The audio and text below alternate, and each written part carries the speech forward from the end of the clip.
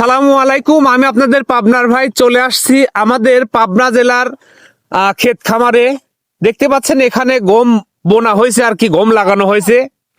এক কৃষক চাচা দেখেন তার জমিতে পানি দিচ্ছে কিভাবে। এই যে স্যালো মেশিনের মাধ্যমে পানি দেওয়া হয়েছে এবং যে যে জায়গা পানি পাচ্ছে না সেই জায়গাতে দেখেন গামলা দিয়ে পানি ছিটাই দিচ্ছে।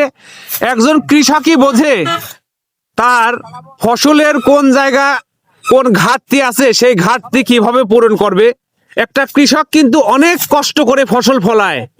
আসসালামু আলাইকুম কাকা, ভালো আছেন? হ্যাঁ। কাকার বাসা কোথায়? পীরপুর। পীরপুর। হ্যাঁ, পাবনা পীরপুর। পাবনা পীরপুর। তো আপনি কতদিন ধরে কৃষি কাজের সঙ্গে জড়িত? ছোটবেলা থেকে। ছোটবেলা থেকে। কি কি ফসল আপনি উৎপন্ন করতে পারেন? পেঁয়াজ, রসুন, হলুদ, সব। মানে সব ধরনের ফসল আপনি উৎপাদন করেছেন। তো আপনার কত শতাংশ জমি আছে? আমার 3 বিঘে 3 একর জমি। 3 একর জমি আছে, তো অনেক ভালো। আপনার জন্য দোয়া থাকলো, আপনি দীর্ঘজীবী হন এবং এইভাবেই ফসল উৎপাদন করে আমাদের দেশকে খাদ্য সংকট থেকে উদ্ধার করেন। আপনার জন্য দোয়া এবং শুভকামনা রইল। এরাই কিন্তু প্রকৃত কৃষক, এরাই কিন্তু প্রকৃত মানুষ। দেখেন, এদের জন্য সব সময় দোয়া থাকলো।